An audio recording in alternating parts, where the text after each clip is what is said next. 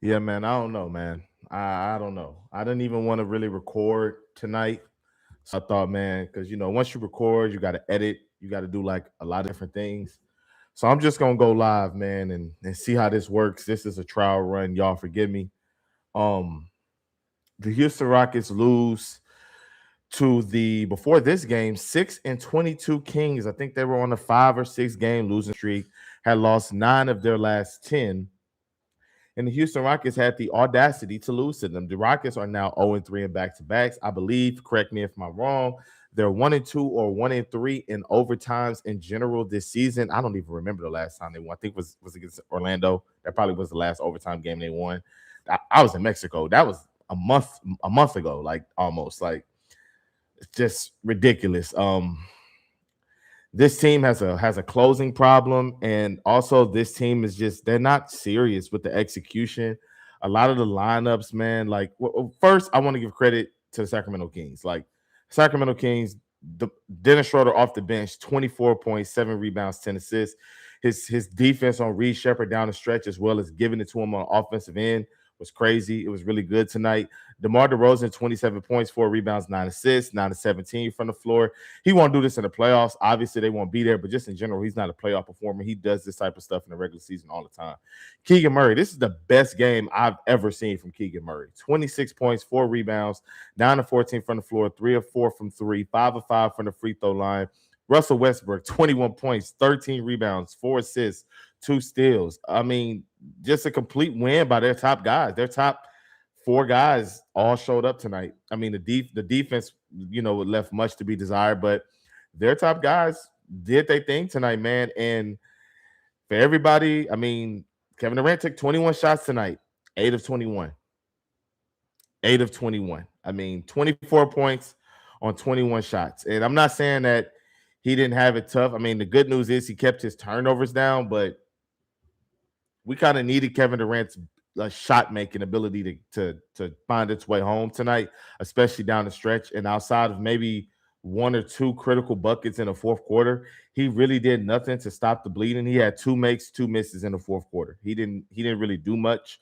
Again, just really not aggressive. If you look in the OT period, I think he had maybe 2 makes and 2 misses again, or something like that. Oh, he had 1 make in the overtime and 2 misses. So um yeah, man. I don't know. This was a very, very frustrating loss because the Rockets were in control of this game. I mean, they shot 42% from three, 48% from the field, 14 turnovers. They were -3 in the turnover column. I don't know. I don't know. And Steven Adams was active tonight, and Jabari got fouled by Russell Westbrook on a 3-shot foul. And I know Steven Adams doesn't play back-to-backs, but Tari was on a minutes restriction and you brought him back in. So I can't really hear that logic. I can't deal with that logic. But I felt like Steven Adams, that was the time, if any time, to go big. That was the time. And he just let Capello and Adams both sit on the bench. So if Jabari did miss that last free throw, which he did, you have a higher percent chance of getting a rebound, especially with Steven Adams out there. But he didn't do that. Um, Man, this is a tough loss. Tari Eason, I came on here. I was ready to get on this on this application and glaze Tari Eason down. Pause. But I mean, 16 points, 3 rebounds, 3 assists, 6 of 8 from the floor, 3 of 3 from three, 0 turnovers. But by far, the biggest, dumbest mistake of the night. By far. I mean, he had the worst mistake tonight. When the Kings needed a three, he helps off of a 3-point shooter. I mean, DeMar DeRozan hits that 2. Nothing happens. The Rockets get the ball up 1. Tari Eason inexplicably leaves Dennis Schroeder to go help on a drive when DeRozan was already driving in traffic. DeRozan, of course, kicks it out because he's a smart basketball player. Dennis Schroeder hits a 3 from the corner, which is the easiest 3 to hit in the NBA. We all know this. And all of the goodwill that Tari Eason built up, all of the hustle plays, the rebounding, the fighting for extra possessions, even some of the skill and that ball handling that he showed on the offensive end, all of that is erased by that one play. All of that is erased by that one play. I can't believe that all of that goodwill got erased like that. I mean, 16 points in 16 minutes. That's really efficient, man. But defensively, he wiped it all away with that shot, with that defensive lapse. That was terrible. Really, really bad. Trying to see where I could go from here, man. This is how my recordings usually go, and I just edit them. I look and see what I want to talk about next. Tari Eason somehow was a minus 20, y'all. Minus 20. 18 points, 5 rebounds, 2 assists, 2 steals. Hit one of the biggest shots of the game, laid down the stretch, assisted by Alperen Thompson. 6 of 16 from the floor, so 18 points on 16 shots. 4 of 11 from 3. I don't know, man. I don't know. At this point, if Tari Eason could stay healthy, I think Jabari would be on the first thing smoking out of here, man. I think he would be traded so fast. Jabari is just, he doesn't really do anything well except for probably rebound, play with heart, try his hardest every single night. But other than that, talent-wise, he doesn't really do anything well. I don't understand how he was a minus 20. I don't understand. So, yeah, that's kind of inexplicable to me. Alperen Thompson, 18 points, 9 rebounds, 8 assists, 3 steals, 7 of 10 from the floor, even hit a 3 from the corner. So shout out to him. Only 2 turnovers, 77 true shooting percentage in 45 minutes. Can't really complain on Alperen Thompson. He was great tonight. Don't have any complaints about him whatsoever. Reed Shepherd, 15 points, 2 rebounds, 4 assists. He was a plus 17, 4 of 13 from the floor. Really stunk it up from the inside the arc. 4 of 9 from 3. He really didn't hit a shot from inside the arc, which is crazy. He was 0 for 4 from inside the arc. 3 of 3 from the free throw line. 3 turnovers. He did have some late turnovers, especially when the Kings were pressing the Houston Rockets down the stretch when they were pressing them. But again, I don't know. I feel like there was a stretch in the game when they were trapping Kevin Durant at the top of the key. And, of course, he's accepting the double team, making a pass out of it.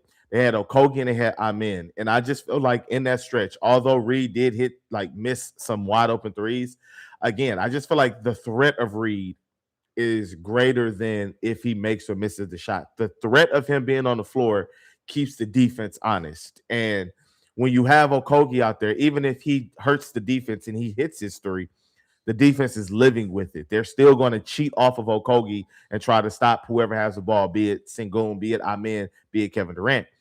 But if you have Reed out there, they're way more liable to respect Reed and at least not hedge so much off of him. And it'll be more of a softer hedge so Kevin Durant can have just that little bit of spacing to get a shot off. But tonight, I don't think it would have mattered because Kevin Durant was 8 of 21 from the floor. So, yeah, really, really frustrating loss tonight, man. I say in the good, I put Alperen Sengun in there. He started off really hot, kind of cooled down late in the stretch. 28 points, 6 rebounds, 3 steals, 4 stocks, plus 3, 12 of 17 from the floor. So he was efficient. 4 turnovers. The turnovers are really killing Sengun right now. He is not doing a good job of taking care of the basketball at all. I mean, what is he averaging? I'm about to look it up right now. I don't know. I should have looked this up before I got on here. He's averaging 3.4 turnovers a game. That is a career high by far. Obviously, it's going to go up with the usage, with the minutes, bumping up. But that's too many turnovers. He has to find a way to keep it down. He has to start shooting more shots. He has to start passing less. It's just too much, man. I mean, it's really frustrating seeing Sengun go out like this, seeing him have these types of performances where he starts off hot and then he tails off, or he starts off cold and then he picks it up later. I want a complete game from the dog. I want a complete game. So that's what I got on that. I really don't have a good, bad, and ugly, man. I feel like this whole game was ugly. The Rockets' execution down the stretch, acting like they didn't know how to handle a full court press, acting like this team isn't filled with professionals. It's just crazy to me, man. Kevin Durant's just continued reluctance to give me the ball, run to the ball, and tell Reed or whoever has the ball to put it in your chest. Then you go ISO. Also, Harden used to do this a ton. Stop waiting for the double team and the trap to come to you. Go quicker. When you get the ball and you're an ISO heavy player, as soon as you get the ball, you need to go quicker. Throw off the defense. Holding the ball at the top of the key for 3 to 4 seconds, trying to shoot a shot clock down. Now the defense is cheating because they know you got to get a shot or a pass off quick and with 3 or 4 seconds left to defend. How about when you cross half court and it's 15 seconds, run the action immediately. Get into the action. Go try to find your shot with 8 seconds left on the clock. You may not optimize the best time. Maybe you are leaving too much time on the clock. But at the end of the day, man, you got to be able to get into your stuff quicker. And all they're doing is chewing down the clock, and he wants to accept the double team, and it's just not working, man. It's not. I don't like that. Harden used to do the same exact thing, and I never liked it. I didn't like calling for screens when they trapping off the screens. Just ISO the person that's in front of you, bro. You a top 10 scorer all time.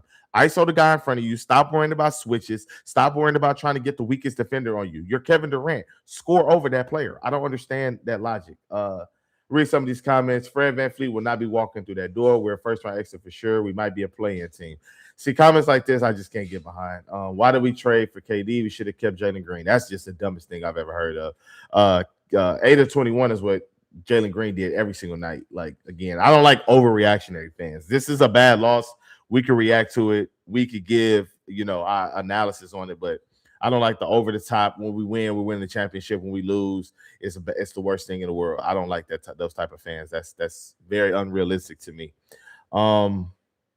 All in all, man, I think that's really all I got. Other than credit to the Sacramento Kings, credit to Doug Christie, the coaching, the idea to press the Rockets, force them to dribble the ball the full length of the floor, get into their sets a little later, get it and muck up the offense. They did a great job of mucking up the offense tonight.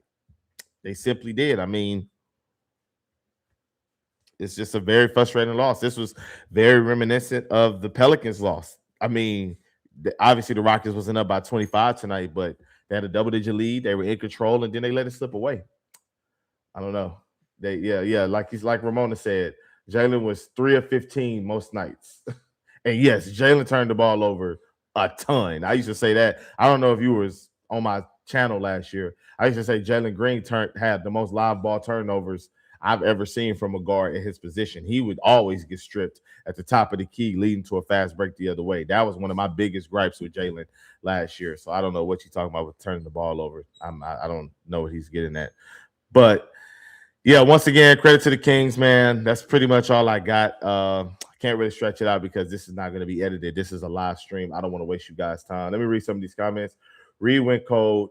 Ime should have put Tari in early, but something told me Tari was going to make a dumb play. Tari was on a minute restriction. He was at 15 minutes, which is why he didn't come back in. I think he would have definitely brought Tari back in, but he was at his minutes restriction, which makes it stupid because, okay, well, if he was at a minutes restriction, then why not keep him at that minutes restriction? Why bring him in after sitting for so long and then bring him in for a clutch situation? That's the same thing he did to Reed Shepherd down the stretch against the Pelicans. He sat Reed for a very long time, and then in overtime, hey, Reed, save me with 2 wide open threes, and then people get mad at Reed. Reed been on the bench for 30 minutes. Like, that's not feasible. Yeah, he did. His regular season stat line was 3 of 15, 1 of 8 from 3, 3 assists, and 3 turnovers. Yep, that's what Jalen Green did religiously. That's somebody that's watched the games. I don't know what Ayush is talking about. He's just overreactionary fan.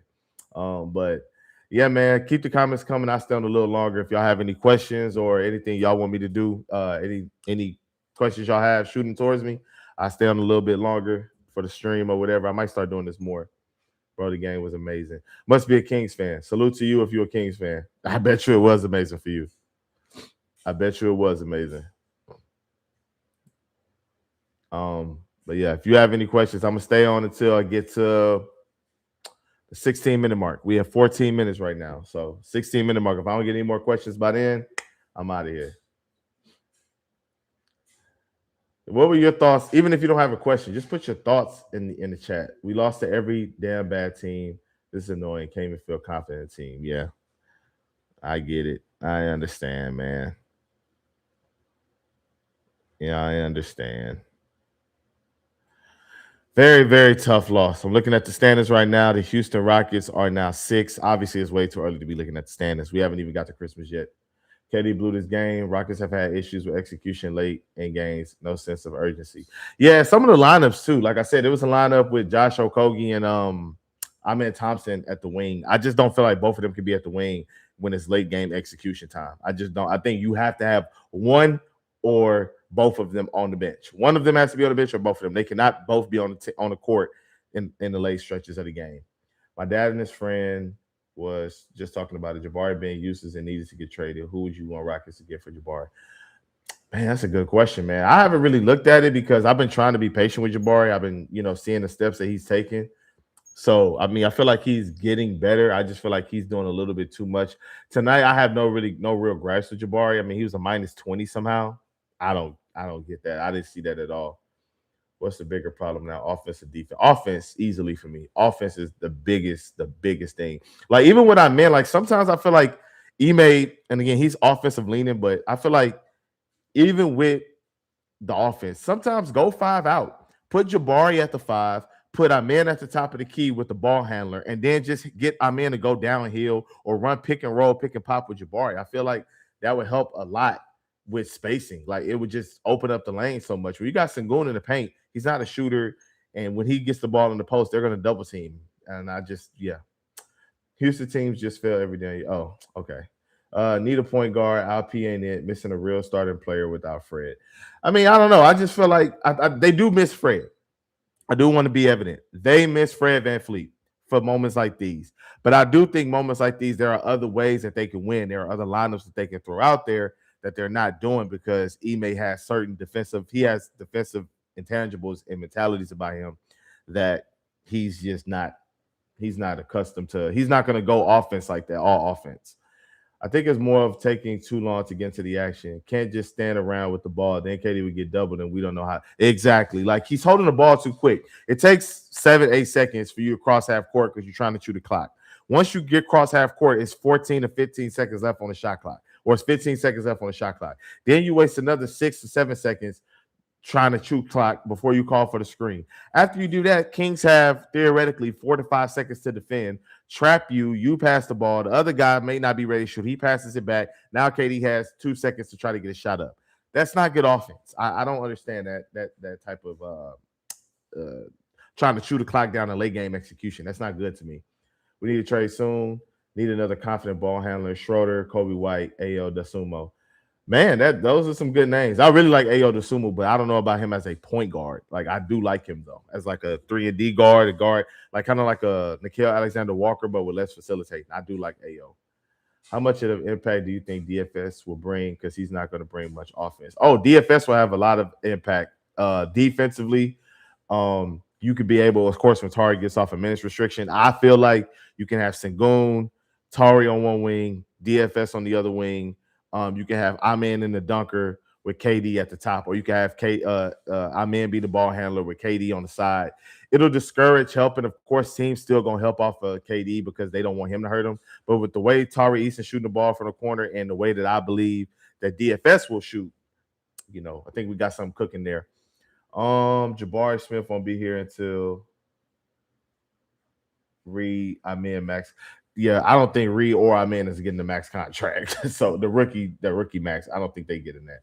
Abs was driving me crazy with this not playing back-to-backs nonsense. I mean, he can at least play 10 minutes. I agree with that. I agree. I don't understand the Adams babysitting, babying him and stuff like that. He could play, put him on for the second half of the back-to-back, put him on minutes restriction. I like that idea. Tari Eason cost us this game. Yep, he did. That play was very idiotic. I love the year we're having and getting to figure out Reed. I wanted to see him stay in the starting lineup, not worried about his defense. Okay. Tari Eason is just not the same player since his surgery. This is his first game back. I mean, he played really well. Like, Tari looked like Tari Eason to me. Even the dump play he made at the end, that's a Tari play. So I don't know. DFS had a huge impact when the Lakers were winning last year. Yes, and DFS was playing like the 5 and the 4 last year a lot, like mostly the 5 because they didn't trust Jackson Hayes and Alex Len at all. So, having a real big here with DFS, that'll help him kind of slide up and play more of his natural position, which is the 3. That'll help. It'll help the defense overall. I'm really intrigued at what they do at point guard because, like I said, that closing lineup, Sengun, Tari, DFS, KD, and I'm in. Like, that's very intriguing to me. And then I'm even thinking, like, okay, you can maybe take out, like, who could you take out? Maybe Sengun and play play small. I would like to see that. I would definitely like to see that. I don't think Ime does it though. How you feeling about this team so far compared to last year's this time? Still early in the season. Last year was funner, man, because last year you felt like the Rockets were ahead of schedule. I mean, obviously they were ahead of schedule. A lot of people doubted them and stuff. This year it's way more intense. Like, the games are way more important due to the fact that the Rockets fans and the Rockets overall want to win the championship. So losses to the Kings, losses to the Pelicans, losses to the Mavericks, it sucks.